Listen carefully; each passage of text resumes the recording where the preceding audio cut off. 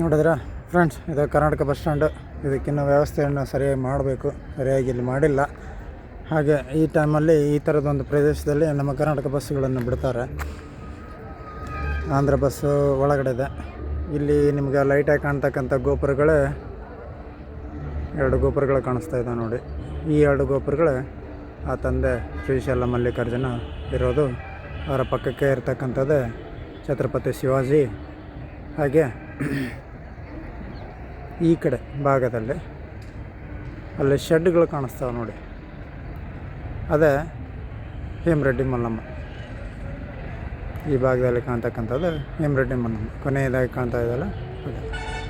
ಈ ಮೂರನ್ನು ನೋಡ್ಕೊಂಡು ಬಂದಿದ್ವಿ. ಪಾತಾಳ ಗಂಗೆ ನೋಡ್ಕೊಂಡು ಬಂದಿದ್ವಿ.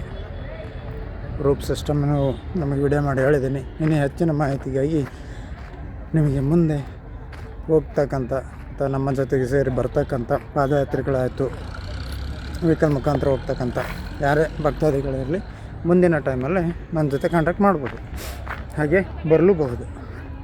ಬರೋದಕ್ಕೋಸ್ಕರ ನಮ್ಮದೊಂದು ಟೀಮ್ ಮಾಡೋದಕ್ಕೋಸ್ಕರ, ಕರ್ನಾಟಕದ ಶ್ರೀಶೈಲದ ನಮ್ಮದು ಒಂದು ಸಂಘ ಮಾಡೋದಕ್ಕೋಸ್ಕರನೇ ನಾನು ನಿಮಗೆ ಈ ಒಂದು ಗ್ರೂಪ್ ಮಾಡಿ ಜಾಯಿನ್ ಮಾಡಿರೋದು. ತಾವೆಲ್ಲರೂ ಬನ್ನಿ, ಸಹಕರಿಸಿ, ಸಬ್ಸ್ಕ್ರೈಬ್ ಮಾಡಿ, ಬೆಲ್ ಐಕನ್ ಕ್ಲಿಕ್ ಮಾಡಿ.